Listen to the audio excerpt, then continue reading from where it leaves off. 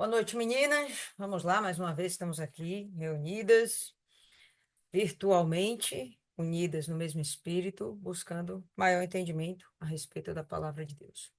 Hoje estamos começando o livro de 2 Pedro, né? Vamos começar pelo capítulo 1, continuidade do, do livro de 1 Pedro.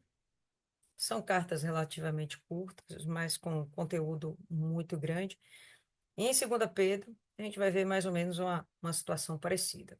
Pedro está escrevendo de Roma, provavelmente. Ele tem consciência de que ele está prestes a morrer, então essa carta é como se fossem as últimas palavras dele, é um apelo que ele faz àqueles que já se converteram na fé, um apelo que ele faz para que essas pessoas continuem perseverando, que elas não desistam, apesar de todas as coisas, todas as perturbações que ele vai citar ao longo dessa carta. E provavelmente está preso, ele tem plena consciência de que a qualquer momento ele vai ser sacrificado, ele vai ser morto, né? Assassinado, justamente por estar seguindo a Cristo. Ok? Então, sem mais delongas, vamos pedir direção ao Espírito Santo. Senhor nosso Deus e querido Pai, mais uma vez estamos aqui reunidas em redor da Tua palavra e o nosso propósito, meu Pai, é receber a Tua orientação através desse texto sagrado. Que o Senhor venha colocar dentro da nossa mente, dentro do nosso coração, aquilo que precisamos ouvir, o que precisamos aprender e o que precisamos colocar em prática para podermos ser melhores para o Senhor. Pedimos que em tudo, meu Pai, não sejam os nossos lábios falando, mas sim o Senhor nos usando para que possamos edificar umas às outras. Estamos aqui completamente dependentes do Senhor, da tua sabedoria, do teu conhecimento, da tua direção. Então, fala conosco esta noite. É o que nós te pedimos, em nome e para a glória do Senhor Jesus Cristo. Amém. E graças a Deus. Amém. Então, vamos lá, pessoal. 2 Pedro, capítulo 1, verso 1, a gente vai ter o seguinte. Simão Pedro, servo e apóstolo de Jesus Cristo, aqueles que receberam conosco a preciosa fé, através da justiça de Deus e nosso Salvador, Jesus Cristo. Já nesse primeiro versículo tem um monte de coisa que a gente pode fazer algumas observações. Primeiro, ele assume a autoria dessa carta, né? Então ele coloca-se como autor, Simão Pedro. E normalmente, pessoal, ele não esse nome, Simão Pedro, não é o mais utilizado quando a gente vê na palavra. Ou normalmente ele era chamado de Pedro ou de Cefas, que nós sabemos que é o nome grego de Pedro, mas Simão Pedro, apesar de ser o nome verdadeiro dele, não era um nome muito utilizado. Eu não sei bem por quê, mas a gente vai ver que em 1 Pedro ele simplesmente se intitula Pedro, e aqui ele faz questão de falar Simão Pedro.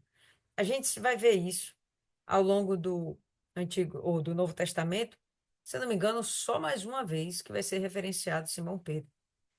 Mas é possível que ele queira, com isso, dar uma autoridade à, à autoria dessa carta. Como assim?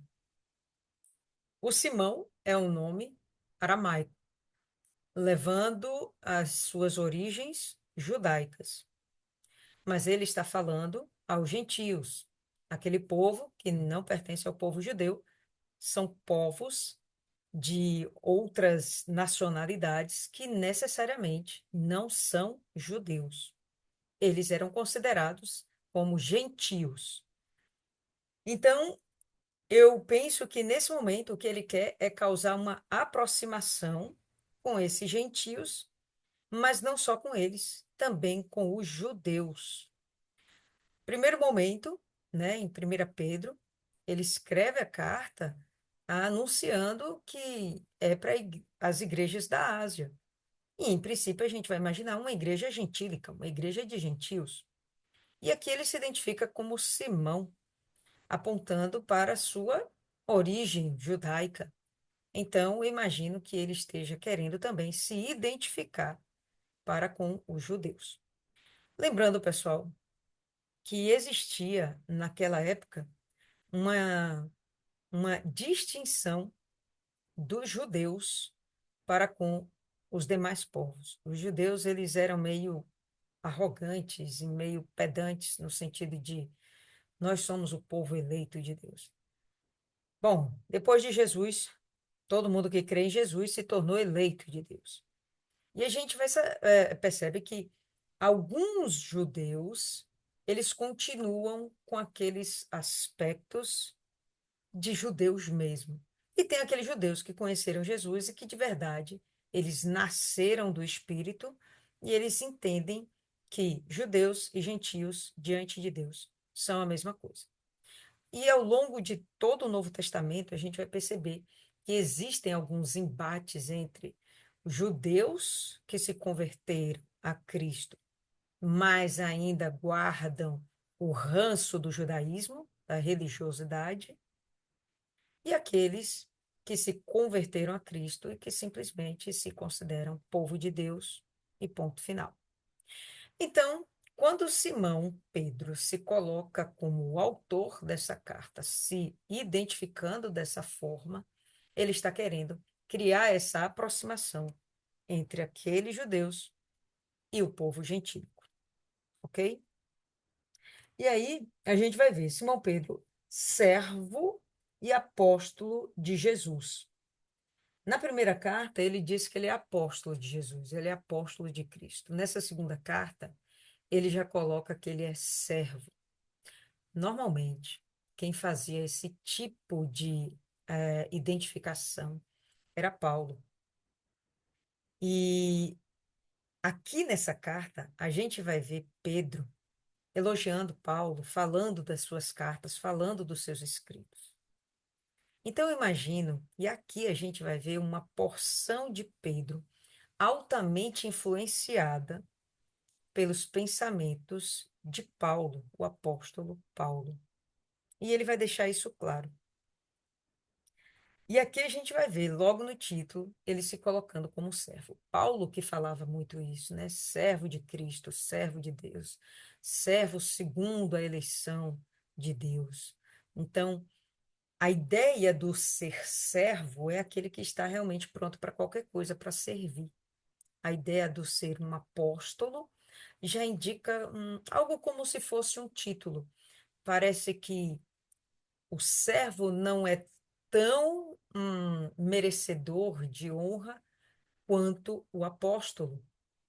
E a gente percebe aqui Pedro, ele se colocando numa condição de realmente submissão total a Cristo, sem nenhuma vaidade. A ideia do servo é ele se despojar de toda a sua vaidade para servir aquele que o chamou, para servir aquele que o enviou. E ele se coloca aqui como servo de Cristo, servo e apóstolo. Aqueles, né? Então, o destinatário são aqueles que receberam conosco a preciosa fé. E aqui, mais uma vez, vocês vão perceber Pedro se colocando na mesma condição de todos os outros, aqueles que aceitaram Cristo, que estão nesse momento vivendo pela fé. Não tem como você viver para Cristo se não for através da fé. Não tem como servir a Cristo se não for através da fé. Não tem como viver para Cristo se não for através da fé. Conhecer a Cristo, de ler, de ouvir falar, não é a mesma coisa que conhecer a Cristo através da fé. E creio que a maioria de nós aqui já tem esse tipo de percepção, esse nível de entendimento. Uma coisa era quando a gente ouvia falar de Cristo, outra coisa é quando a gente realmente o conhece e a gente passa a compreender o que ele espera de nós. Então, o servo, ele tem que estar conectado a Cristo dessa forma. Ele tem que realmente conhecê-lo, não apenas de ouvir, mas realmente de o conhecer através da fé. Então, todos aqueles que receberam essa preciosa fé são os destinatários dessa carta. Primeira carta, ele fala algumas regiões da Ásia. Essa segunda carta, ele generaliza.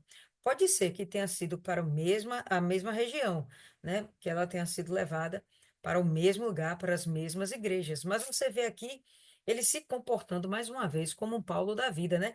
Ampliando o seu horizonte, né?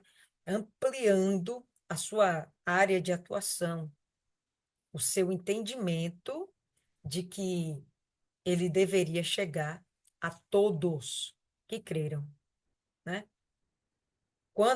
Logo quando existe a formação dos discípulos de Cristo, e Pedro era um desses, eles ficam muito presos a Jerusalém, muito presos no trabalho com os judeus. Paulo é que é levantado pelo próprio Cristo para ir a todas as nações. Como eu estou falando para vocês, Pedro, a essa altura do campeonato, está sofrendo uma forte influência de Paulo. E você vê, até no escrito, no jeito dele falar, boa noite aí, dona Rosa, até no jeito de ele falar, que ele está mudando o seu pensamento também sob a influência de Paulo. Eu achei isso aqui muito interessante mesmo. Aqueles que receberam conosco a preciosa fé, através da justiça de Deus e nosso Salvador, Jesus Cristo. Quando ele fala aqui, Deus e nosso Salvador, ele pontua Jesus Cristo como sendo também Deus, não apenas um semideus ou um Deus extra, não, mas a gente entende que aqui ele está se referindo a uma trindade que a nossa mente não é muito capaz de compreender perfeitamente, mas aquela ideia de três ser ao mesmo tempo um, e esse um ser ao mesmo tempo três, e esses três, cada um ter a sua personalidade.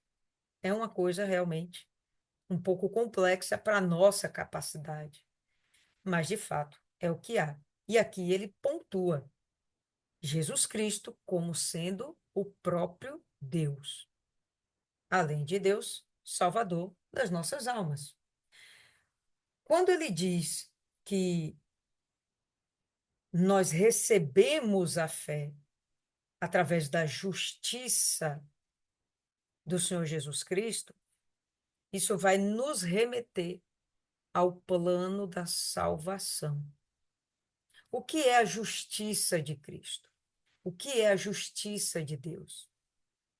É justamente uma forma totalmente divina, totalmente própria de Deus, que o próprio Deus criou, de fazer justiça aos homens pecadores, que se arrependeram e decidiram viver a vida para Deus.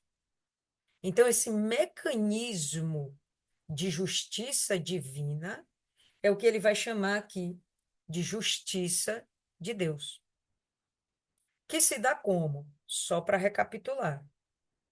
A nossa justificação acontece pela nossa fé, pela nossa confiança, pela nossa crença em que Jesus morreu pelos nossos pecados. Era para nós termos morrido pelos nossos próprios pecados e termos a danação eterna. Vai para o inferno e acabou. Mas depois que a gente crê em Cristo, depois que cremos que ele morreu pelos nossos pecados, ele não tinha pecado. Os pecados da humanidade estavam sobre Cristo para que a humanidade tivesse oportunidade de ser justificada pela fé. Então, quando nós acreditamos que Jesus morreu no nosso lugar, acreditamos que ele ressuscitou e, como Deus, hoje ele está. Quando a gente dá essa fé ao Senhor Jesus, nós também recebemos essa justificação. E esse é o plano de justiça de Deus, de modo que recebemos perdão quando nos arrependemos dos nossos pecados. Recebemos o perdão divino e assim temos acesso à salvação ou vida eterna, que vai ser a mesma coisa. Então, a nossa salvação da nossa alma, a salvação da nossa alma, significa que a gente não vai morrer para ir ao inferno.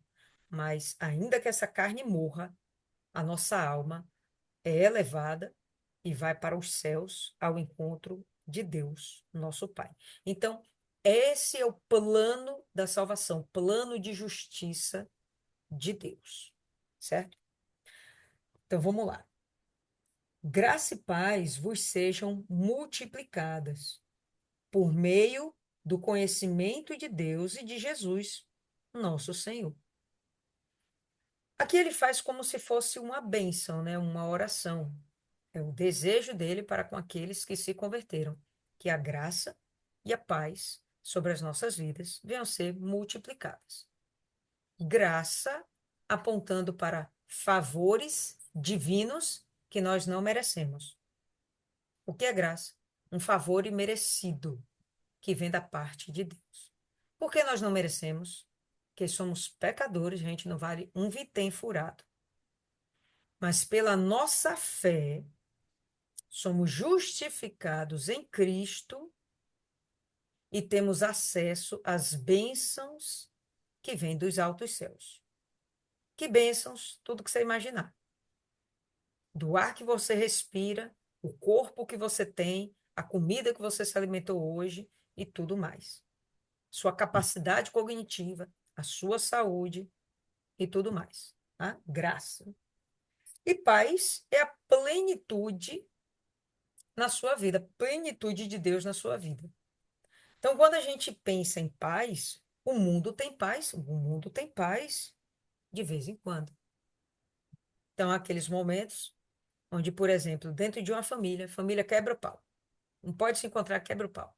Mas alguém faleceu. A família toda se reúne de novo. E naquele momento, há um momento de paz. Ninguém quebra o pau com ninguém. Por quê? Porque aquele momento não é um momento para se brigar. É um momento de contemplação, de reflexão, de consolação. Não tem guerra, não tem confusão. A paz de Cristo é outra história. É mesmo que você esteja no meio da confusão, você tem dentro de si a plenitude de Deus.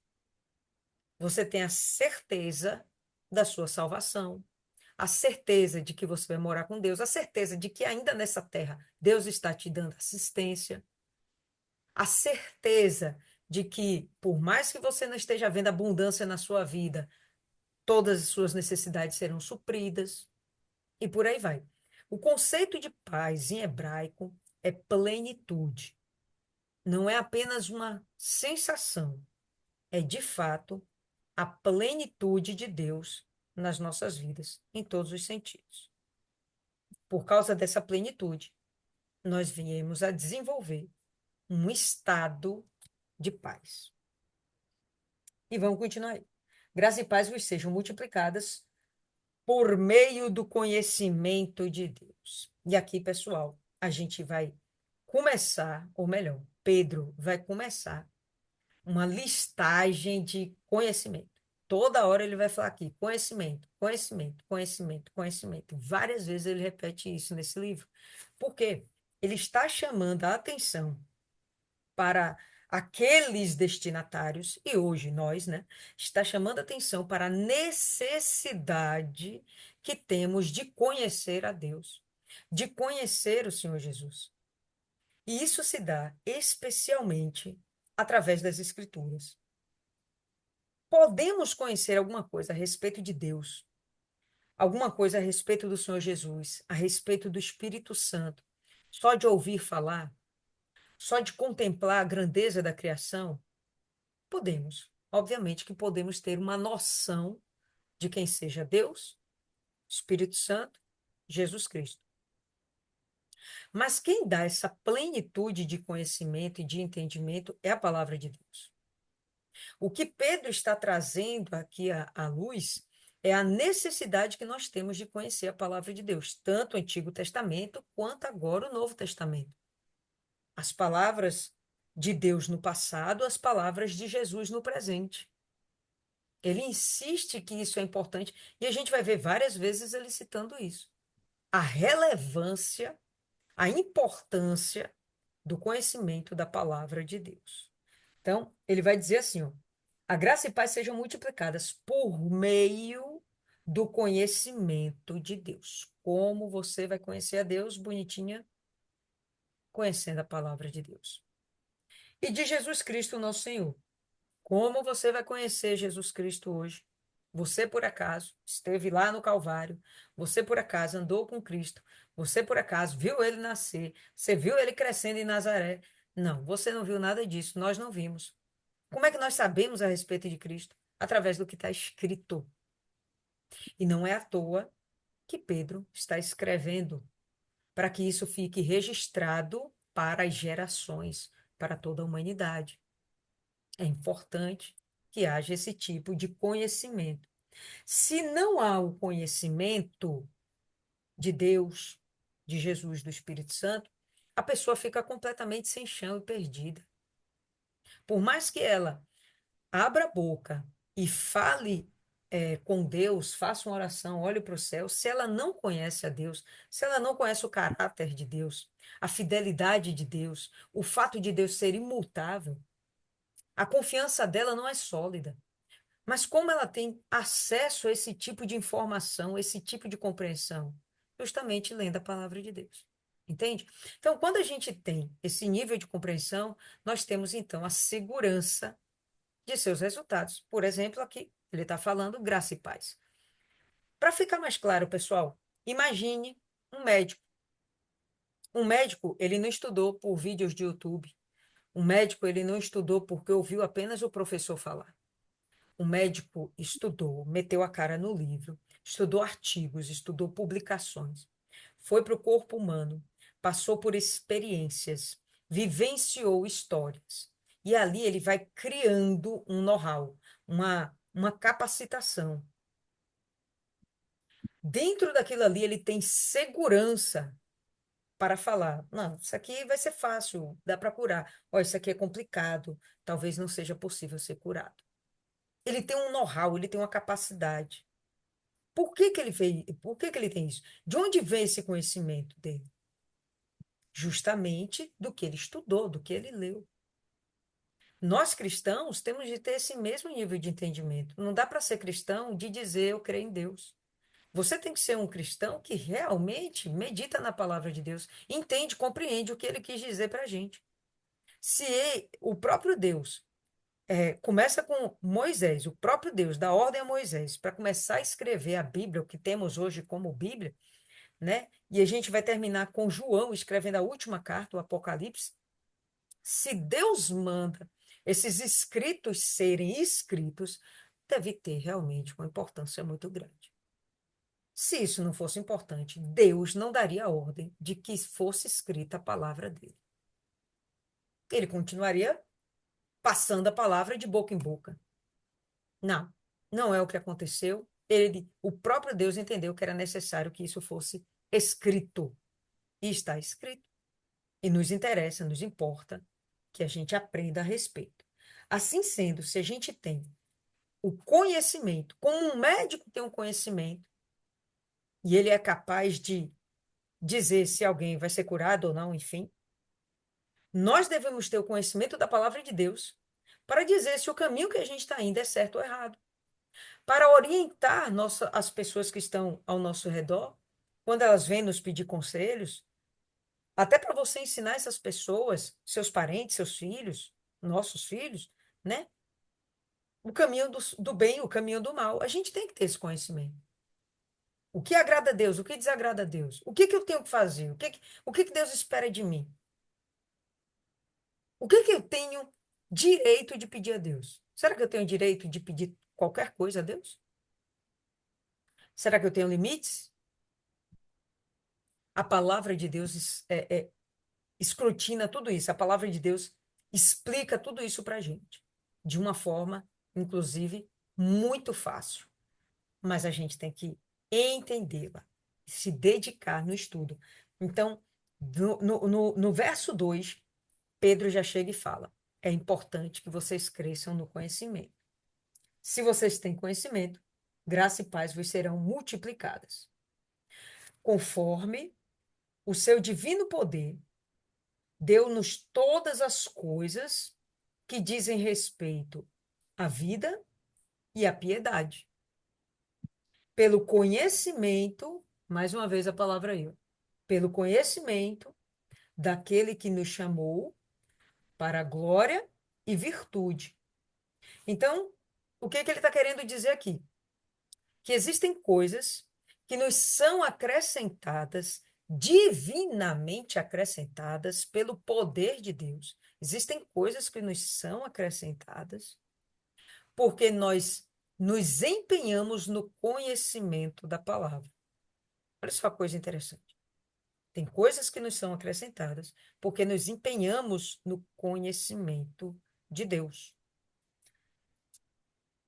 Conforme o seu divino poder, deu-nos todas as coisas que dizem respeito à vida e à piedade.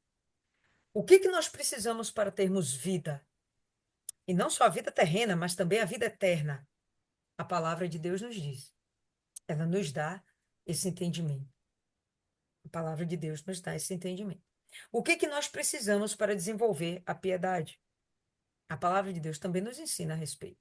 O que seria a vida, tanto a vida nessa terra quanto a vida no pós-vida? E o que seria a piedade? É aquele sentimento de compaixão que você tem pelo próximo. Se a gente resumir isso aqui, Deus nos dá a capacidade de termos vida em nós mesmos e de podermos ajudar as pessoas, amando o nosso próximo, desejando o bem do nosso próximo, pelas quais nos são concedidas grandíssimas e preciosas promessas, para que através destas possais ser participantes da natureza divina, havendo escapado da corrupção que há no mundo através da concupiscência. Percebe que até o jeito de Pedro escrever está muito parecido com Paulo escrevendo? Até o jeito dele escrever parece demais com Paulo, né? Ele consegue colocar um monte de assunto numa frase só, um monte de coisa numa frase só. Vamos tentar esmiuçar isso aqui o máximo que der para a gente esmiuçar, tá? Então, ele vai falar o seguinte: ele terminou o verso anterior dizendo que, pelo conhecimento daquele que nos chamou para a glória e virtude, Jesus nos chamou para a glória e virtude, pelas quais nos são concedidas preciosas, grandíssimas e preciosas promessas, através da glória e da virtude do próprio Jesus Cristo, nós temos acesso a promessas preciosíssimas. Quais são essas promessas, pessoal? Desde o Antigo Testamento, ainda com Cristo aqui, com as revelações de Paulo, as revelações de João, o que nós vamos ver são inúmeras promessas a respeito daqueles que obedecem a Deus, inclusive aqueles que não obedecem a Deus. As preciosas promessas, que seriam aquelas que nos garantem a salvação, abundância de bens materiais, uma família abençoada, uma prole, né? Uma geração de filhos abençoada, saúde. A gente tem promessa para tudo isso na palavra de Deus, desde Gênesis até Apocalipse. A maior promessa de todas, nós recebemos o Espírito Santo. O Espírito Santo morar dentro da gente, se tornar um conosco, nos tornando um com Deus através dele. A maior promessa que tem. Quando nós temos o Espírito Santo, nós temos a certeza da salvação eterna. A certeza de que não fazemos mais parte desse mundo. Só estamos esperando o momento de subirmos para o céu. É a maior promessa. Essa promessa, ela nos é dada desde o Antigo Testamento e até os dias de Jesus, ainda através do próprio Paulo, através do próprio João, a gente vê essas promessas sendo reveladas. tá certo? Então, são concedidas para nós preciosíssimas promessas, para que através destas promessas, se cumprindo na nossa vida, possamos ser participantes da natureza divina. Como é que a gente vai ser participante da natureza divina sem o Espírito Santo? Então, para mim, isso aqui aponta para a maior das promessas, que é o selo com o Espírito Santo. Quando a gente recebe o Santo dentro da gente, acontece uma série de transformações dentro da nossa mente. O nosso pensamento muda de tal forma, que todo o nosso comportamento acompanha a mudança do nosso pensamento. Se a gente imagina que um atleta, ele tem um foco, ele tem um alvo, ele tem um objetivo, ele colocou dentro da cabeça dele que ele tem que alcançar aquele objetivo. Essa é a primeira mudança de pensamento do atleta. Ele sai do sedentarismo dentro da cabeça dele. Antes dele começar a sair correndo, a sair praticando um esporte, dentro da cabeça dele, ele já visualiza um alvo. Aquilo mudou. E agora, todo o comportamento dele, a rotina, a alimentação, o sono, tudo vai ser transformado, alterado, para que ele alcance aquele alvo, o pódio, a vitória, seja lá o que que ele estiver buscando. Nós, como cristãos, também estamos em busca de um alvo. O nosso alvo é a salvação eterna. O nosso alvo é morar com Cristo para todo sempre. Morar de um jeito que a gente vai olhar para Cristo face a face. Vamos ser capazes de apalpá-lo, abraçá-lo. Vamos ser capazes de falar com ele boca a boca. Esse é o alvo do cristão. Entrar no reino dos céus. Entrar no Santo dos Santos, diante do grande trono branco. Ver o próprio Deus diante de você. Esse é o nosso alvo. Para alcançar esse alvo, o que é necessário ser feito? Um monte de coisa. Práticas comportamentais, morais, éticas. E tudo isso vai acontecer porque isso aqui mudou dentro da gente. Não, agora eu tenho um outro pensamento. Não quero mais viver tão somente para esse mundo. Eu quero conquistar, eu quero ter uma família abençoada, eu quero ter um casamento abençoado, eu quero ter saúde, eu quero ter tudo. Mas o que eu mais quero é morar com Deus. O que que eu preciso para morar com Deus? Eu preciso fazer isso, isso e isso. Pronto, a sua mente vai mudar e o seu comportamento vai mudar por completo. Mas isso não vai ser uma coisa forçada. Isso vai ser porque o próprio Espírito Santo vai estar nos auxiliando, nos guiando nessa caminhada, nessa jornada. O próprio Espírito Santo dentro da gente vai nos auxiliar.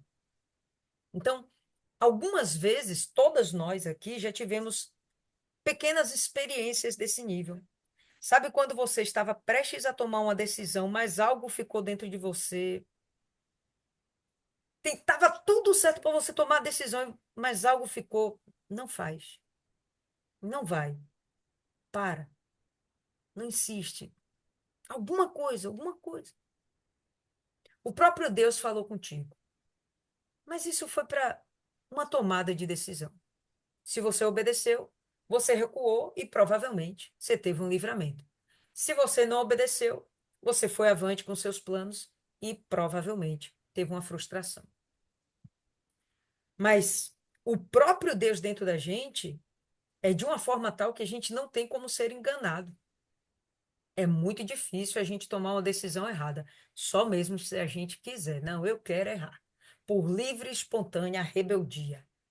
Caso contrário, você não consegue. E isso vai ser algo como se fosse natural. Quando ele fala de você receber a natureza divina, não é que você se transforma em um Deus, mas é que você recebe de Deus as condições para você ser igual ao que ele é em termos de comportamento, de pensamento e de proceder. Vamos ter o mesmo poder de Deus? Claro que não. Ele continua sendo Deus, a gente continua sendo criatura. Nós vamos nos tornar filhos de Deus, servos de Deus, mas não Deus. Porém, com uma capacidade tal de seguir o mesmo código de vida de Deus, o mesmo código de comportamento de Deus, o mesmo código de justiça que Deus usa, nós vamos passar a usar também. Com isso, pessoal, o que que você acha? A gente vai ser mais feliz ou mais infeliz? Claro que a gente vai ser mais feliz. Se a gente está seguindo a orientação de Deus, não tem como dar errado. Até o que parece que vai dar errado, ainda assim vai dar certo. É certeza. Porque você obedeceu, o resto ele vai fazer de acordo com a vontade dele. E a Bíblia fala, não sei se você acredita, mas que Deus, ele deseja o melhor para a gente. Ele não deseja que a gente se lasque. Ele deseja que a gente tenha vida e vida com abundância. É assim que está escrito? João, capítulo 10, versículo 10. Eu vim para que tenham vida e vida com abundância. Esse é o desejo de Deus para nós. Certo? Então, vamos lá. Então, assim sendo, pelas quais não são concedidas grandiosíssimas e preciosas promessas, para que através dessas possais ser participantes da natureza divina, como eu falei, isso aqui me aponta demais para o selo do Espírito Santo, havendo escapado da corrupção que há no mundo através da concupiscência. Concupiscência é o nosso desejo, o desejo humano, que é a concupiscência, o nosso desejo. Qual é o desejo humano? Normalmente fazer o que não presta, de toda forma possível e imaginável. Qual é o desejo humano? Fazer o que não presta. Tá? Se envolver com coisas ruins, normal. Mas ele diz que adquirindo essa natureza divina, a gente foge dessa corrupção, a gente deixa de seguir os nossos instintos humanos, os nossos desejos humanos carnais e passamos a seguir as nossas inclinações espirituais. E o próprio Espírito Santo vai nos conduzir nessa caminhada, nos apontando aquilo que é bom, aquilo que é agradável, aquilo que realmente vai ser produtivo, que nos vai trazer benefício, que nos vai trazer paz, que vai nos usar para levar paz e algum benefício para outras pessoas. Então, é nesse nível. Quando a gente foge da nossa natureza carnal, quando a gente vive segundo o Espírito, pô, a gente elimina um monte de problema da nossa vida. Um exemplo, um exemplo. Cada um aqui tem sua inclinação, né? Eu tinha a minha inclinação, eu tinha uma inclinação para a bebida. Pô, aquilo me fazia mal. Perdi a aula porque estava embriagada, ressaca, ficava em casa, entendeu? Sem falar que acordava aquela sensação desagradável, vomitava, pagava amigo, aquela coisa toda. Não sei se alguém aqui já ficou embriagado, mas aquelas coisas que acontecem. Desagradável pra cara.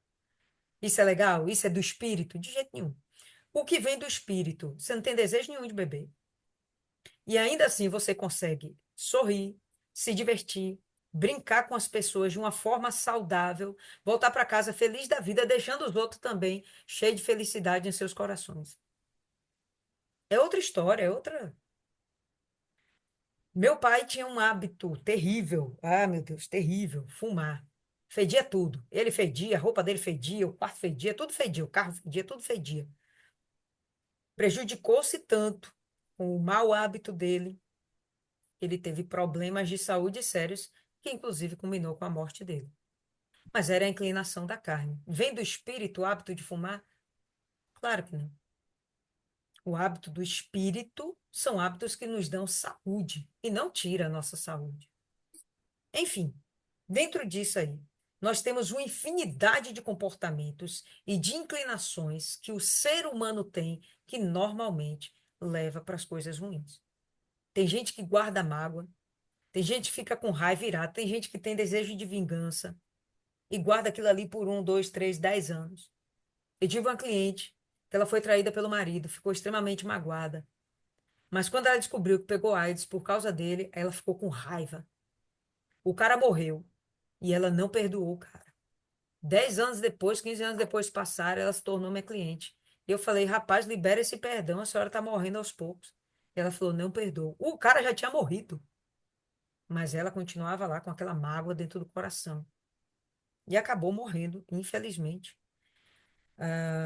Não me lembro se foi por complicações da AIDS, não me lembro o que foi, mas ela acabou morrendo, de fato, e morrendo com aquela mágoa.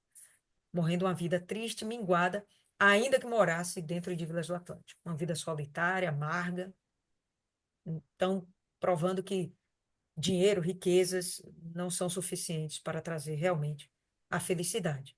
Essas coisas, elas vêm de Deus.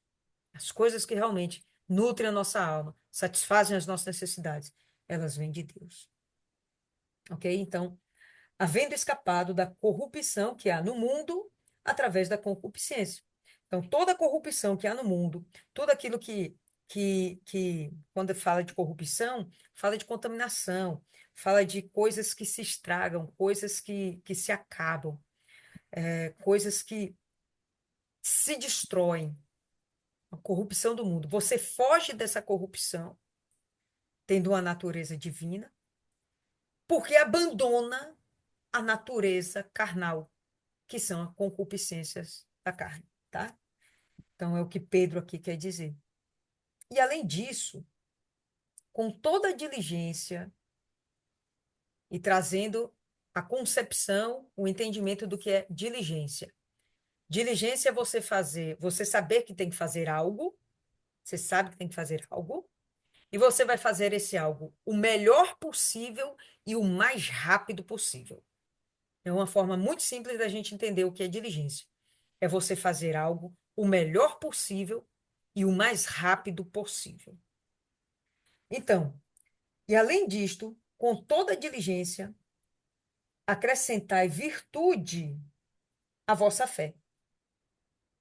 E a virtude, o conhecimento. Acrescentai à vossa fé virtude, e a sua virtude acrescentai conhecimento, e aí ele vai fazer agora, né, a discorrer a respeito de algumas virtudes, realmente.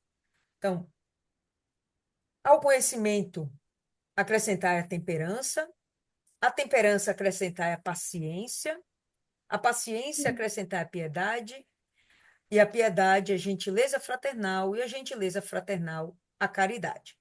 Na sua versão, provavelmente, esses termos devem estar escritos de outra forma, né? Onde a gente lê gentileza fraternal, pode estar escrito fraternidade.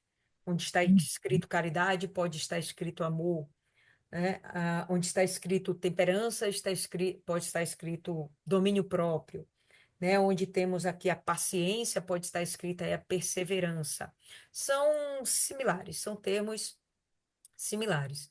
E o que ele está apontando aqui, se você já percebeu, é algo que aponta para o fruto do Espírito Santo. Essas coisas que ele está falando, para nós buscarmos, desenvolvermos com diligência, é o fruto do Espírito Santo.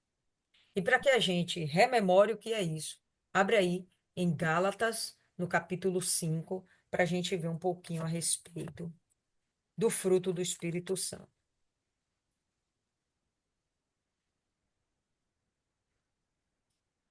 Gálatas, capítulo 5, a partir do verso 22. Esperar aí um pouquinho todo mundo abrir.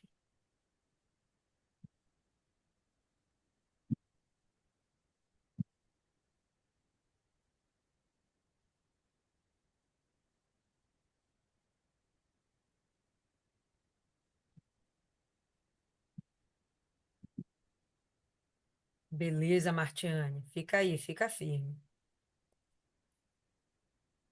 Gálatas, capítulo 5, a partir do verso 22, a gente vai ter o seguinte: Mas o fruto do Espírito é amor, alegria, paz, longanimidade, benignidade, bondade, fidelidade, mansidão e domínio próprio.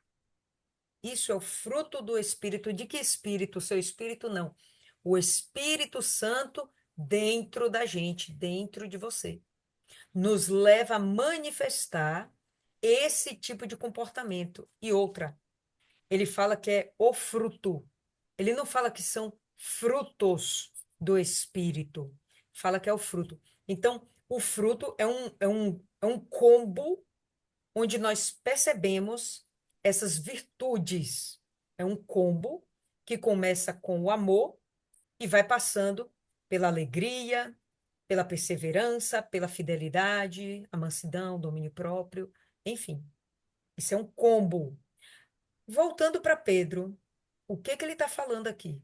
Basicamente a mesma coisa.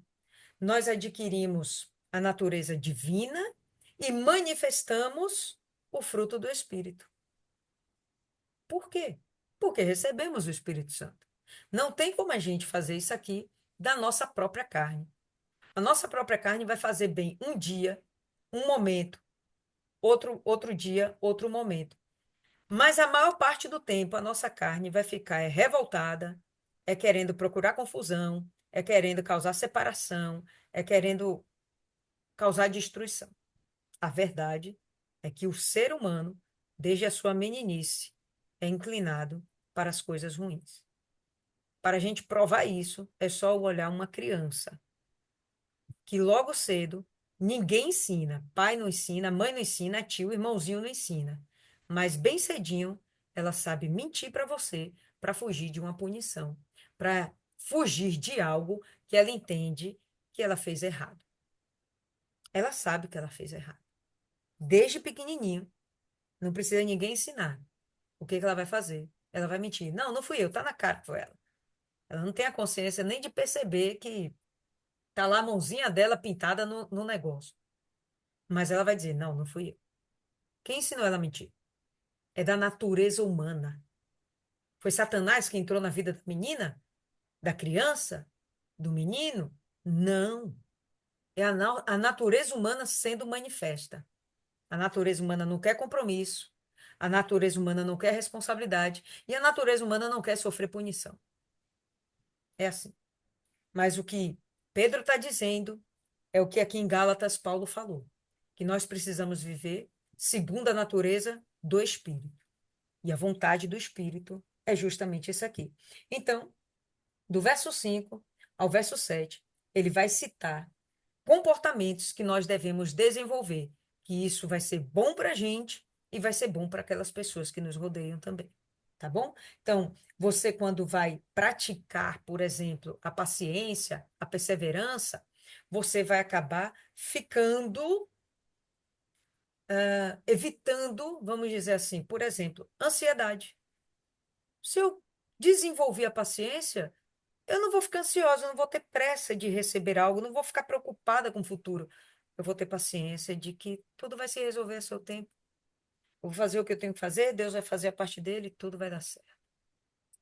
Por exemplo, aqui a piedade. Eu vou me preocupar com o próximo. Isso vai fazer bem para mim? Vai, porque sempre que você faz um bem, isso te deixa com o coração leve e a alma feliz.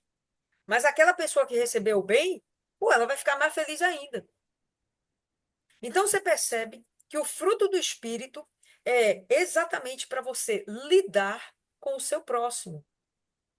O fruto do Espírito, essas qualidades, essas virtudes, são para você lidar com o seu próximo.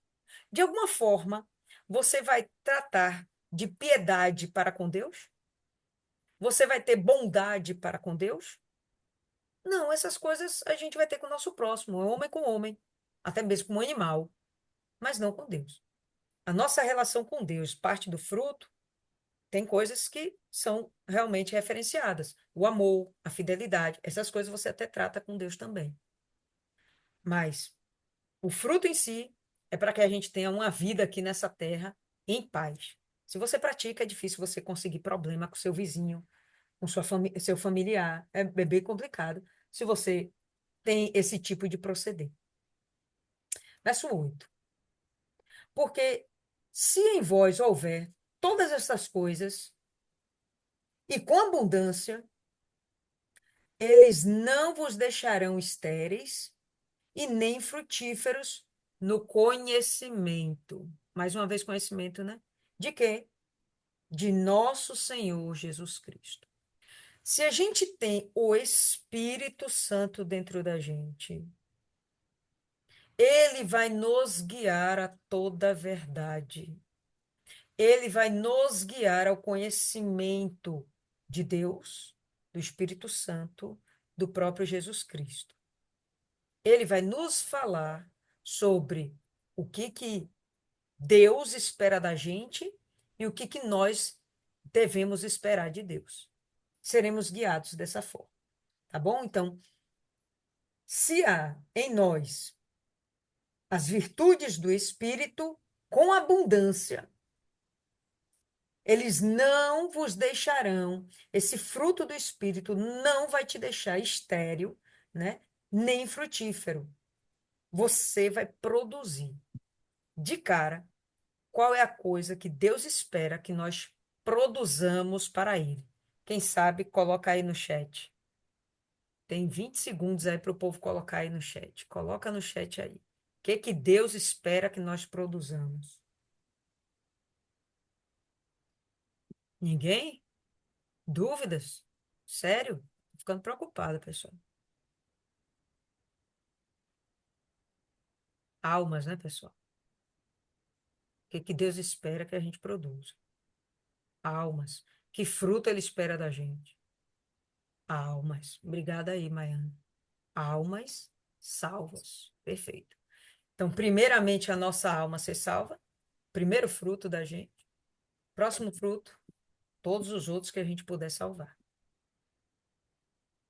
Para que serve o Espírito Santo dentro da gente? Para nos levar à salvação. E qual a nossa missão nessa terra? Levar todas as pessoas dessa humanidade à salvação. Vamos conseguir? Pouco provável, mas a gente tem que tentar. Isso aí é uma obrigação. Temos essa missão, tá? Então, o nosso fruto são almas. Porém, aquele que não tem estas coisas é cego. Aquele que não tem o fruto do Espírito, ele é cego. Não consegue enxergar ao longe. Na sua versão pode estar escrito que só enxerga o que é de perto. No grego original, a palavra que traduz isso aí que a gente acabou de ler é como se a pessoa estivesse piscando para enxergar melhor. Não consegue enxergar ao longe, ela tem que ficar piscando para enxergar melhor. Isso aponta para uma pessoa míope, né, pessoal? Uma pessoa que tem uma deficiência de conseguir enxergar além.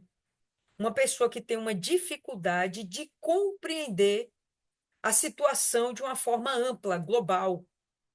Ela só consegue viver aquele momentinho dela. É o probleminha dela, que ela faz o problema daquele tamanho, né?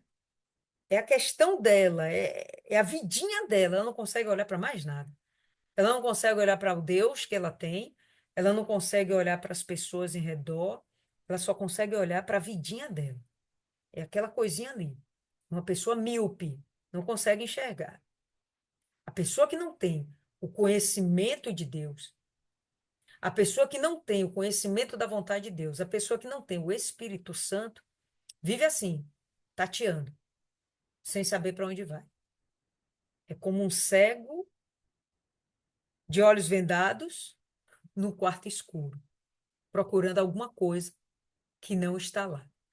Eu vi uma vez essa definição e é isso mesmo. A pessoa fica tão perdida que é comparada a um cego de olhos vendados num quarto escuro procurando alguma coisa que não está lá, de tão perdida que ela está. Não tem Deus, minha irmã. Tá complicado. Você não consegue achar uma solução para sua vida. Aí vem ansiedade, vem depressão, desejo de suicídio, a confusão toda. Então vamos lá.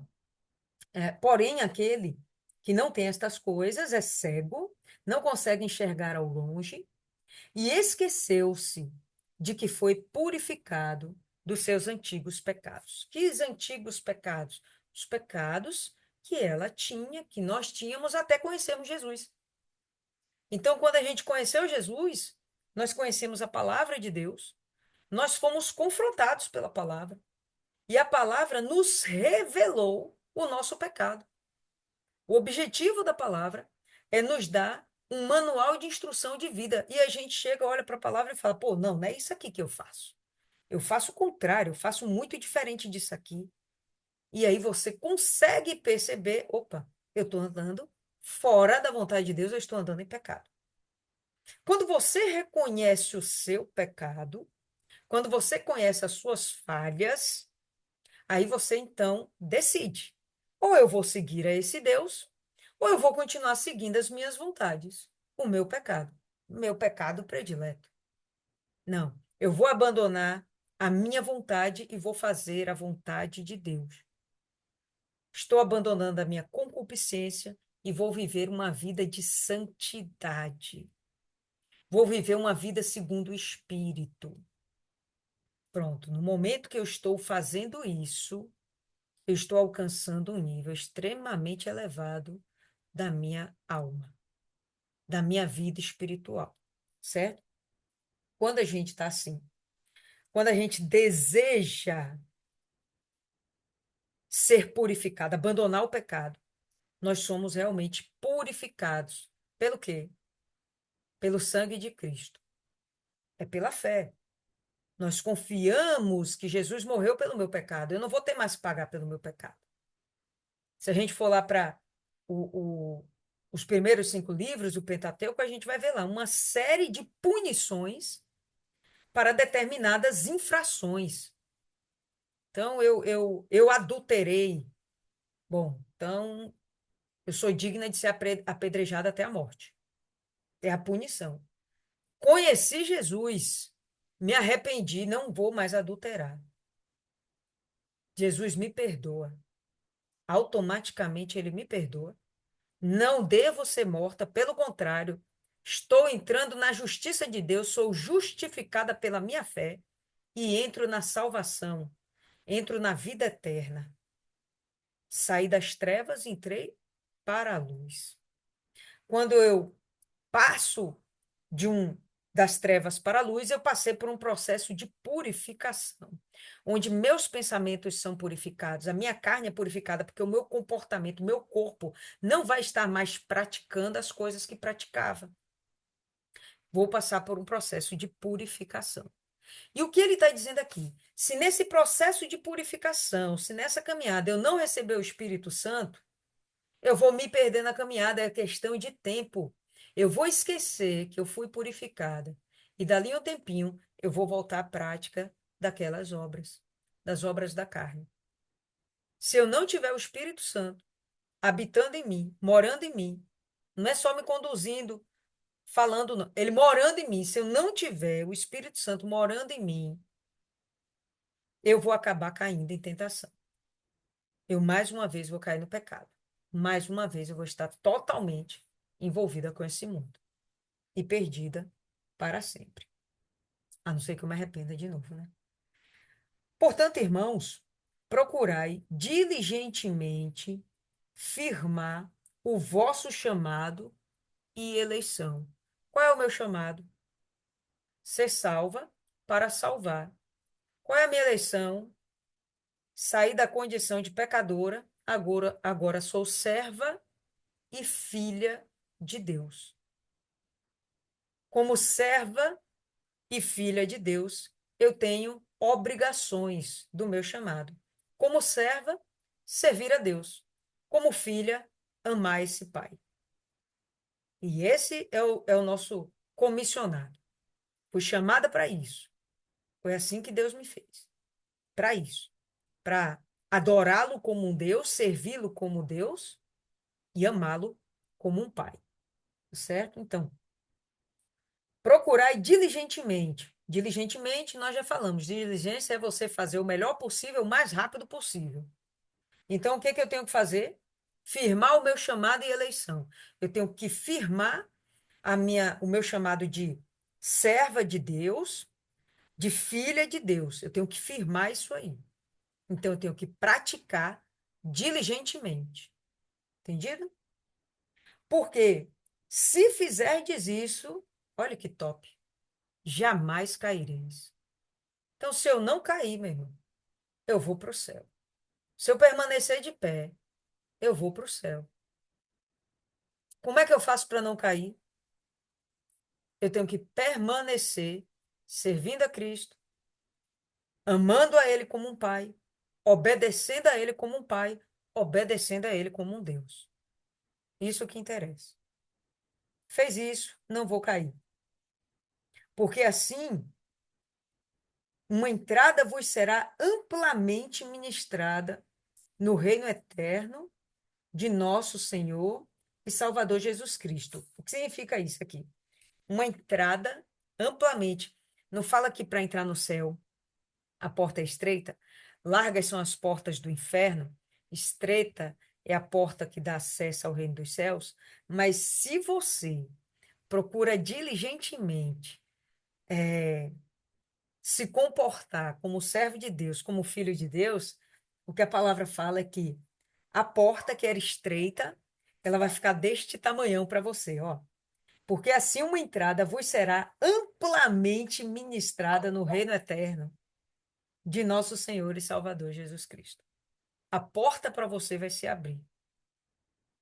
É como se o Espírito Santo quisesse dizer para a gente: você tem que entrar de qualquer jeito, não vai criar nenhum empecilho para você entrar no reino dos céus. Deus vai fazer questão de facilitar sua entrada no reino dos céus. Ah, então, percebe que o Espírito Santo vai criar condições de você ter uma vida ainda aqui nessa terra muito mais confortável, muito mais tranquila, muito mais feliz. Ele vai criar condições para você.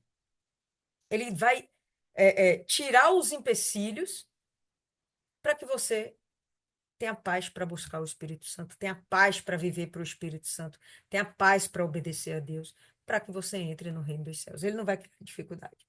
Eu achei isso aqui muito legal, né? Muito legal mesmo. Portanto, não serei negligente em lembrar-vos. Aí é Pedro querendo dizer que eu não quero ser negligente, eu insisto que eu tenho que lembrar para vocês essas coisas. Não quero ser negligente em lembrar-vos a respeito destas coisas, embora as sabais e estejais estabelecidos na presente verdade. Embora vocês saibam, isso aqui que eu já estou falando, eu quero reafirmar para vocês.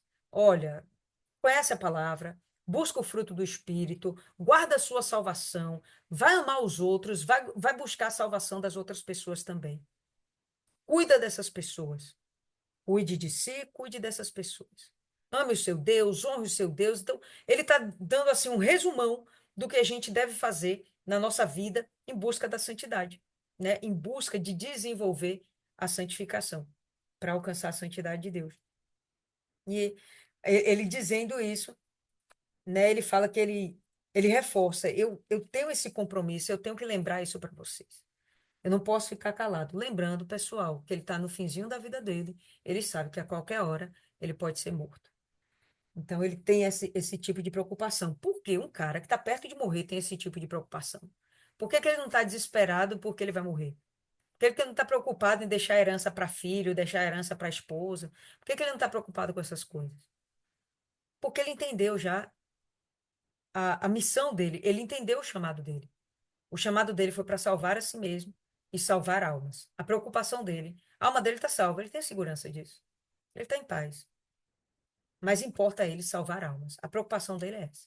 Estou perto de morrer, mas eu quero que vocês sejam salvos. Por favor, lembre-se de que vocês têm que cuidar de sua salvação.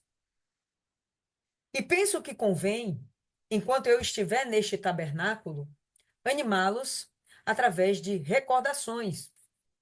Penso, né? É o que está na cabecinha dele, o que povoa os pensamentos de Pedro é que enquanto eu estiver nesse tabernáculo, nesse corpo, quando ele fala tabernáculo, ele não está falando de um lugar, de um templo, ele está falando do próprio corpo dele, tá certo? Nós somos templo de Cristo, tabernáculo de Cristo, tabernáculo do Espírito Santo. É uma outra forma de falarmos a respeito do nosso corpo. Então ele diz: enquanto eu estiver aqui nesse tabernáculo, que falta pouco tempo para ele se acabar, mas enquanto eu estiver aqui, eu quero animá-los, eu quero que vocês estejam com a esperança revigorada. Eu não quero que vocês tenham dúvidas a respeito da salvação. Eu quero animá-los através de recordações. Eu quero lembrá-los de algumas coisas. Então, ele está lembrando agora, e capítulo 2 ele vai lembrar muitas outras coisas mais, que são bem legais, inclusive não perca a meditação do próximo capítulo. Sabendo que brevemente devo deixar este meu tabernáculo. Tá vendo que ele tem consciência de que ele vai morrer? Sabendo que brevemente devo deixar este meu tabernáculo. Estamos no versículo 14. Assim como nosso Senhor Jesus Cristo me mostrou. Jesus já tinha falado para ele como ele iria morrer. Vocês lembram? Jesus tinha falado para ele. Ele ia padecer. Mas, enfim, ele está aqui dizendo: está tudo certo. Não tem problema nenhum. Eu estou disposto a morrer por Cristo. Além disso, esforçar-me-ei para que, depois da minha morte, tenhais estas coisas sempre em vossa lembrança. Olha aí que coisa bacana. Vou me esforçar para que vocês tenham para sempre essas coisas na mente de vocês. Caramba! Não é só a palavra que está sendo ecoada, pessoal. Ele está tendo o esforço de escrever. Eu não sei qual a dificuldade que ele poderia ter para fazer isso, mas ele está dizendo que ele vai se esforçar.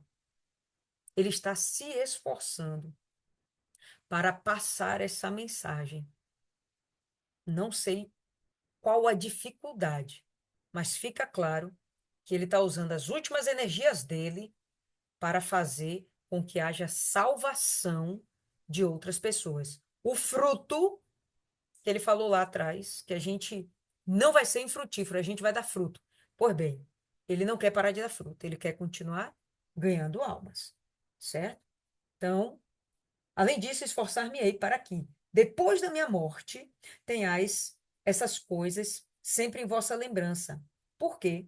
Não seguimos astuciosamente fábulas imaginárias.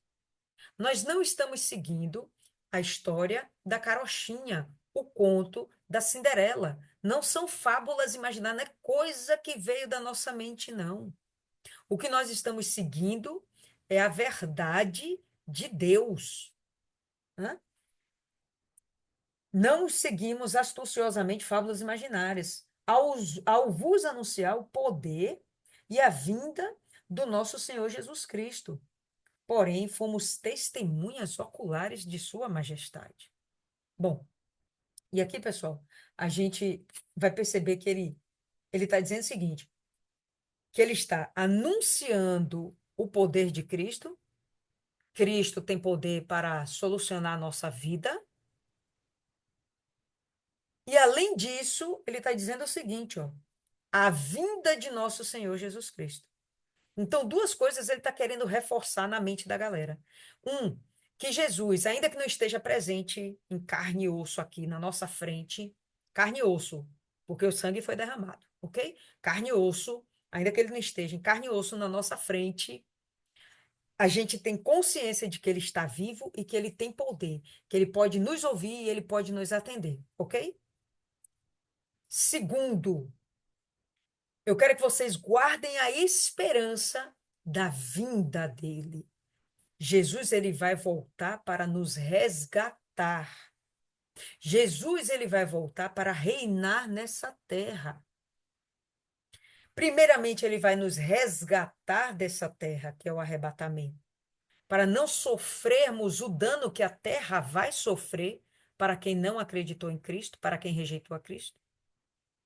E segundo, ele volta para instaurar o reino dele. Jesus volta e ele vai ser rei nessa terra, um rei que estará acima de todos os reis.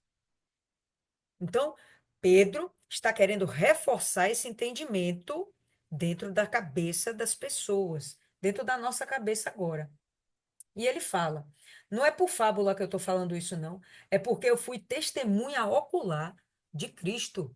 Eu andei com Cristo. Olha ele usando esse fato para acrescentar a si autoridade. Eu não estou falando da boca para fora. Eu andei com Cristo. Eu vi a majestade dele. Tá?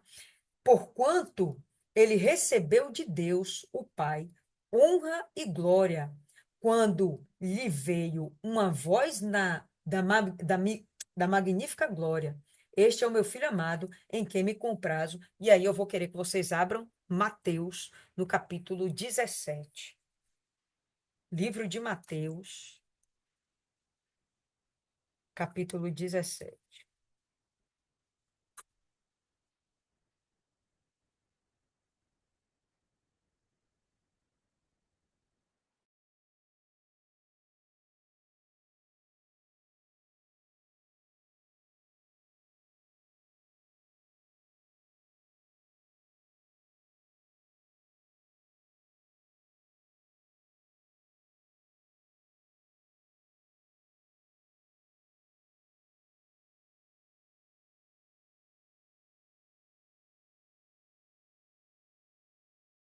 Todo mundo? Mateus, capítulo 17, no verso 1, ele fala aqui assim, ó. 6 dias depois, Jesus tomou consigo Pedro, olha Pedrão aí, e os irmãos Tiago e João, e os levou em particular a um alto monte. Foi Jesus, Pedro, Tiago e João para um lugar particular num alto monte. Pula para o verso 5 para a gente não perder tempo. Falava ele ainda quando uma nuvem luminosa os envolveu. E eis, vindo da nuvem, uma voz que dizia: Este é o meu filho amado, em quem me comprazo, em quem me agrado. Escutem o que ele diz. Pedro está lembrando desse dia. Pedro está lembrando da majestade de Cristo, porque nesse momento Jesus estava com o corpo glorificado. Pedro ele sabe do que ele está falando, não porque ele ouviu uma fábula, uma história da carochinha. Ele fala com autoridade porque ele foi testemunha de coisas maravilhosas com Jesus. Ele viu o poder de Jesus para curar. Ele ouviu as palavras de Jesus falando do que está por vir, dos tempos duros que estão por vir para a terra, dos tempos de glória para os que serão salvos. Então, Pedro está falando com autoridade de caso. Pedro está falando que o próprio Deus, uma voz saiu do céu e falou: Esse é o meu filho amado, mostrando que Jesus não era um homem qualquer. Jesus era filho de Deus. Era não, né? É que ele ainda é. Enfim, volta para 2 Pedro,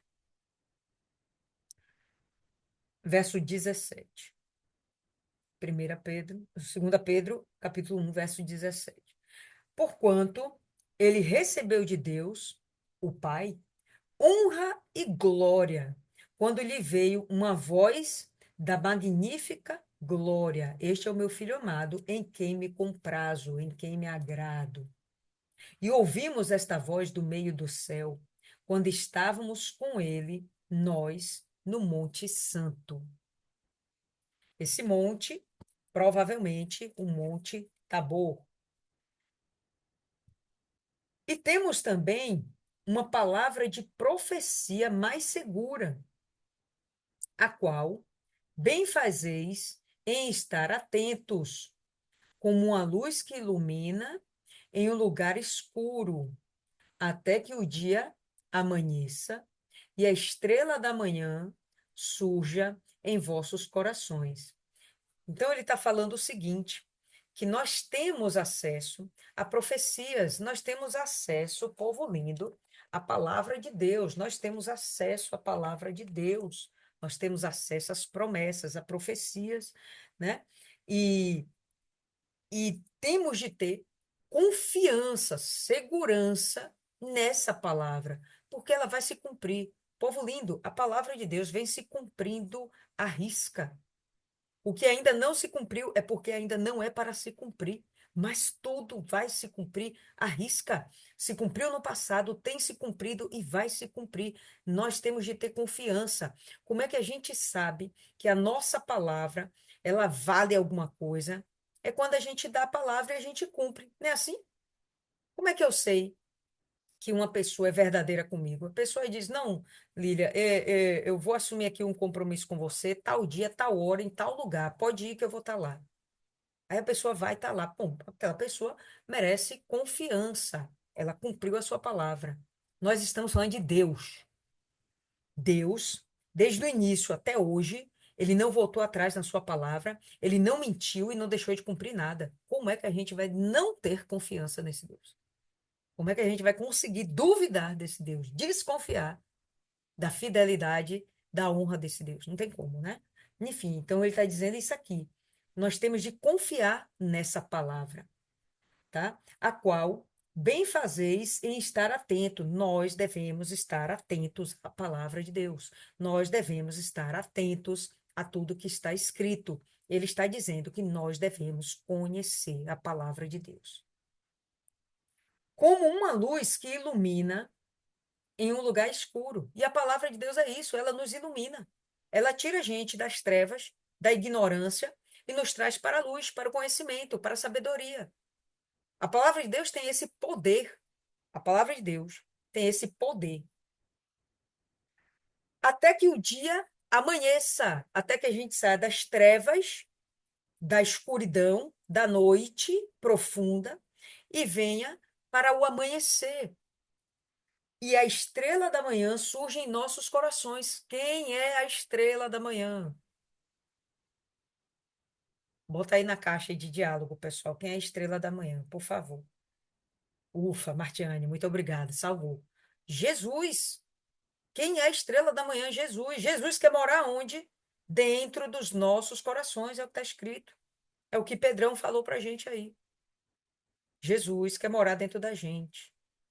Então, quando isso vai acontecer? Quando a gente sair do tempo da ignorância, das trevas e vir para a luz, termos o conhecimento, tá? E aí as coisas vão acontecendo. O amanhecer até chegar o dia pleno, isso vai acontecer, ok? Sabendo isto, primeiramente, que nenhuma profecia da Escritura, olha como ele está falando, nenhuma profecia da Escritura, da palavra de Deus, é de particular interpretação. Olha, eu estou lendo aqui, a minha interpretação é essa aqui. Aí chega a dona Rosa, não, mas a minha interpretação é essa aqui. Aí chega a dona Ana, mas a minha é essa. Não, tem essa conversa não. Uma coisa é o que Deus fala com a gente, né? A minha necessidade é na área da saúde. Deus vai dar uma orientação para mim, para a minha saúde. A situação de Dona Ana é na área da vida financeira. Deus vai falar com ela para a vida financeira. A situação da Rosa é na família. Deus vai usar a mesma palavra para falar com ela a respeito da família. Mas a interpretação é uma só. E não é da nossa cabeça, é da palavra, é do Espírito. Pedro está falando isso para que nós tenhamos confiança. Nós não estamos confiando em homens. Ah, mas quem escreveu a Bíblia foi homens. Conversa fiada. Quem escreveu a Bíblia foram homens inspirados pelo Espírito Santo. Homens inspirados por Deus. Esses homens não escreveram coisas da sua cabeça. Tanto é que de Gênesis a Apocalipse a palavra sempre se conecta, ela sempre se encontra, ela não diverge nunca, ela sempre se casa e se complementa. Então, coisas que a gente vê em Apocalipse que não conseguimos compreender direito, a gente vai no livro de Daniel, a gente vai no livro de Zacarias, a gente vai no livro de Isaías e as coisas começam a aparecer, fazer sentido, e as coisas entram em conexão. Por quê? Porque homens distintos, em vários momentos da humanidade, em várias localidades, com várias situações sociais, essas pessoas escreveram a respeito da mesma coisa de formas diferentes. E quando a gente percebe, tudo se conecta. Então, o que Pedro está dizendo, olha, tenha confiança nessa palavra. Isso aqui não é mentira, isso aqui não é historinha para boi dormir, não. Tá? Não é conto da carochinha. E nenhuma profecia é de particular interpretação, ela tem uma interpretação só. Ela fala com a gente de uma forma, mas ela tem uma interpretação só. Porque a profecia não veio no tempo antigo por vontade de homem algum. Diga-se de passagem, se fosse por vontade de algum homem, com certeza ia ser uma mentira. Porque a inclinação do homem é mentir desde pequenininho. Aí ele diz que não é assim, não. Mas os homens santos de Deus falaram à medida que eram movidos pelo Espírito Santo. Então não era da cabeça deles. O Espírito Santo falava com eles e eles se sentiam inspirados. E quantas não são as vezes em que nós, em algum momento, a gente foi conversar com alguém, foi dar uma orientação espiritual para alguém, e a gente para e pensa com a gente mesmo: nossa, como foi que eu falei isso? Por que eu falei isso? Porque não foi a gente que falou. Foi o Espírito Santo usando a nossa boca. E a gente foi lá e falou, mas só fomos um vaso. O Espírito Santo que nos usou. Da mesma forma como o Espírito Santo usou homens santos, era qualquer homem? Não. Eram homens tementes a Deus. Não foi o mendigo da esquina que passa a noite usando crack. Não, não foi. Não foi aquele cara arrogante que está lá em sua mansão pensando em como vai fazer mais dinheiro amanhã. Não. Eram pessoas pobres, ricas, que tinham o desejo profundo de servir a Deus, tinham uma vida, ainda que pecadores, buscando fugir do pecado, como nós hoje somos pecadores, somos, mas a gente busca fugir do pecado todo dia, a gente se aperfeiçoa. Cada dia a gente abandona mais uma porcaria desse mundo. Cada dia a gente abandona uma porcaria da nossa carne, cada dia a gente se melhora, se aperfeiçoa um pouco mais. Homens santos foram usados por Deus, inspirados pelo Espírito, para que pudessem escrever a palavra que nós temos em nossa mão hoje e que ela não foi adulterada em praticamente 99% do seu conteúdo ao longo de 3.500 anos. Isso é algo para a gente realmente dar valor. E é o que Pedro espera da gente, que a gente dê valor a essa palavra. Povo lindo, eu sempre acho que o capítulo é pequenininho, que eu vou terminar cedo, mas eu tô vendo o horário aqui tá estourado de novo. Milene, quer acrescentar alguma coisa aí, Milene? É o nosso manual, né, da vida cristã que Pedro deixou um capítulo para a gente estar mensurando, para a gente estar acompanhando, quase que tratando a nossa fé. Se a gente estiver desenvolvendo, a gente tem esses parâmetros para seguir. Tá, tá paciente, tá exercitando a paciência, tá tendo um olhar para o outro, para a necessidade do outro, como está a sua fé, quase que uma receita para você acompanhar o seu desenvolvimento, a sua fé. Perfeito, Milene, perfeito. Isso aí mesmo, um resumão aí. Maiana, quer acrescentar alguma coisa, Maiana? Deixa claro que a gente pode ser cada vez melhor e ter uma comunhão com Deus, e que um fruto ele vai puxando o outro. É por isso que não existe você ter metade dos frutos. Você tem que ter todos, porque um vai puxando o outro como consequência. E à medida que você vai se firmando em Deus, vai tendo comunhão, você vai ouvindo a voz dele em tudo, como a senhora falou, de não falar o que não deve, de esperar, às vezes você está certo, você está completamente cheio de razão, mas Deus fala para você, olha, não vale a pena. Eu passei por uma situação no Natal do ano 2023 e eu sei o motivo de tudo isso, sabe? É, a pessoa pensa que eu fiz queixa dela, mas eu não fiz. E eu não fui lá me justificar, porque com certeza a minha consciência está tranquila. E depois eu ouvi dessa pessoa várias coisas. E na hora que eu ia abrir a boca, o Espírito Santo falou para mim: não fala nada, não, sou eu que te justifico. E o mais legal de tudo isso é que toda vez que eu falo isso, eu lembro do exato momento que eu ia abrir a minha boca e Deus fez eu me calar. E eu ouvi, ouvi, ouvi, ouvi. E saí de lá, eu falei, tá certo. E Deus, ele vai falando com a gente. Hoje, hoje eu estava em casa e desde ontem eu estava ouvindo aquela voz, vá para a igreja, vá para terapia. E eu não vou para terapia, é de safadeza mesmo, não gosto. Aí eu estava aqui, quando deu 2h30, que quando eu vou para a igreja, sai cedo. Quando deu 2h30, eu falei, eu vou para terapia. Quando eu cheguei lá, uma mulher passou mal, só tinha o pastor na reunião, não tinha os obreiros de costume, né, de 15 horas, e ele pediu para mim ajudar a moça. Nossa, eu voltei da igreja tão feliz, tão contente. Eu falei, oh meu Deus, se eu tivesse ficado em casa, eu tinha perdido a oportunidade de ser útil para o Senhor. E você vai, à medida que você vai lendo a palavra, Deus ele vai te esclarecendo muitas outras coisas. Assim como um abismo puxa outro, a luz vai te trazendo mais luz.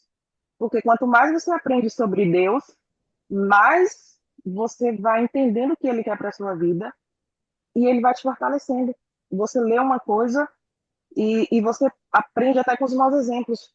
Eu estou lendo o livro de Jonas e hoje eu estava lá no capítulo 3 e Deus ele falou com Jonas de novo, né? Porque às vezes a gente fala, se Deus não quiser, se eu não quiser ser usada por Deus, ele vai usar outra pessoa. Mas às vezes Deus quer te usar. E ele vai fazer isso até o último minuto, como hoje. Ele falou comigo ontem, falou comigo hoje, e graças a Deus eu fui sensível, obediente, fui lá. E Jonas ele foi pregar a perdição, e a gente vai ver mais na frente que a pregação dele surtiu efeito. E ele ficou triste. Poxa, Noé pregou para um povo 100 anos, não salvou ninguém, só salvou os filhos dele assim é por causa dele. Lá em Sodoma e Gomorra, só salvou Ló e as filhas dele, porque os anjos tiraram de lá na marra, que eles ainda ficaram fazendo hora. E Jonas foi e pregou para uma cidade que ele tinha certeza que ia morrer. Se converteu do mais novo ao mais velho. O rei reconheceu a grandeza de Deus. Ele teve temor a Deus e ele ficou triste. E eu penso, Deus, eu não quero ser assim, não. Tem misericórdia de mim, porque eu não sou ninguém para julgar quem não quer ouvir a palavra. Mas você converter um pecador do mau caminho já te traz uma salvação. Imagina uma cidade toda. E isso só é possível quando a gente se dá para Deus, mesmo sabendo que Deus pode fazer, usar quem Ele quiser. Mas é um privilégio da gente ser usado por Deus. Pedro, ele está aí no final da vida, sabendo que mesmo velho, ele pode estar preso, né? Eu acho que foi no filme que mostrava como se ele estivesse preso. Mas todos os discípulos foram presos, foram torturados, mas ainda assim era só o corpo. A alma deles eram livre. O pensamento deles eram livres e eles faziam a mensagem chegar mesmo assim. E hoje a gente tem toda essa liberdade e a pessoa escolhe como servir e onde servir. O poste mijando no cachorro, né, que a gente fala. Enquanto a palavra está aí, é só fortalecendo. Você vai passar por dificuldade, você vai passar por tormento, mas eu vou estar com você. Deus vai te dar o sustento, Deus vai te dar o livramento, e ainda que Deus não te desse nada, Ele te deu paz, Ele te deu o Espírito dele, que é a melhor de todas as coisas. Então, você pode chorar, você pode sofrer, mas é passageiro. Só que o fim da nossa jornada aqui na Terra é que vai ser eterno. E eu prefiro passar por tudo isso e chegar ao céu. Não importa como eu vou morrer. Falo para Deus que eu só não quero morrer atropelada assim no meio da rua. Mas se tiver que ser assim para mim ir para o céu, sua serva está pronta, Senhor.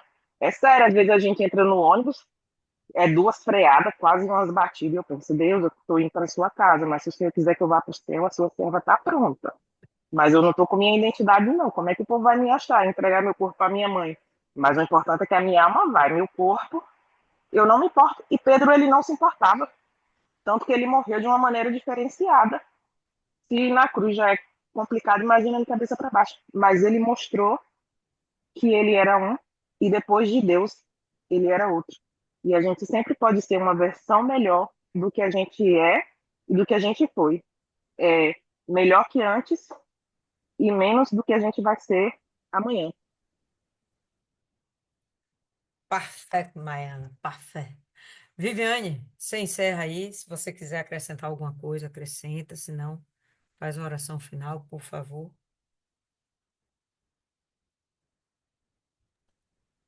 Boa noite, meninas. Eu tava aqui dando risada que manhã tava falando. Amanhã não tem juízo, não. Eu não tenho nada a acrescentar, não. Vocês já falaram tudo aí. Nada a acrescentar. É um manual, né, gente? É um manual que a gente tem que seguir à risca todos os dias. Todos os dias. E é isso. Vamos orar, né? Vamos orar que Vamos. sábado tem mais. Hein? Senhor, nosso Deus e nosso Pai, em nome do Senhor Jesus, meu Deus, entramos mais uma vez na tua presença, meu Deus, para te agradecer por essa oportunidade que o Senhor tem nos dado, meu Pai, de meditar na tua palavra, meu Deus. Eu hoje, meu Deus, antes de entrar nessa meditação, eu pensei, meu Deus, que não é um compromisso só com nós mulheres, meu Deus. Essa meditação é um compromisso com o Senhor, meu Pai. Essa meditação é um compromisso com o Senhor que nós temos, meu Deus. E pedimos, Senhor, meu Deus, a tua misericórdia, o teu perdão, que o Senhor venha colocar dentro de nós essa chama, meu Pai, essa sede de te conhecer cada vez mais, meu Pai. De conhecer o teu caráter, de conhecer quem o Senhor é, meu Deus. Que o Senhor, meu Pai, venha nos dirigir, venha nos corrigir, meu Deus, para que haja salvação, meu Pai, primeiramente das nossas almas, meu Deus, para que a gente venha alcançar, meu Deus, as outras pessoas, meu Pai. É que nós te pedimos e te agradecemos. Abençoa esse grupo, meu Deus. Abençoa, fortalece esse grupo, Senhor. Que o Senhor faça crescer ainda mais esse grupo, meu Deus. Que o Senhor abençoe a vida, a família de cada um que está aqui presente, meu Pai, até daqueles que não podem estar aqui presente, meu Deus. Que o Senhor venha visitar cada um, meu Deus, cada família, cada oração, cada pedido de oração, meu Pai, no grupo do sacrifício, meu Pai. Abençoa, nos protege, meu Pai, nos guarda como a menina dos teus olhos, meu Pai. Guarda a nossa fé, guarda a nossa salvação, meu Deus. Meu Deus, é que eu te peço e te agradeço, meu Deus, por essa oportunidade que o Senhor tem nos dado, meu Pai. Em o nome do Pai, do Filho e do Espírito Santo. Amém. Graças a Deus. Amém, povo lindo. É isso aí. Que Deus abençoe, dê para vocês uma noite excelente de descanso. Sábado a gente se encontra, só lembrando aí para Thaís, 9 horas, viu, Thaís? Deus abençoe, povo lindo. Até a próxima. Tchau, tchau.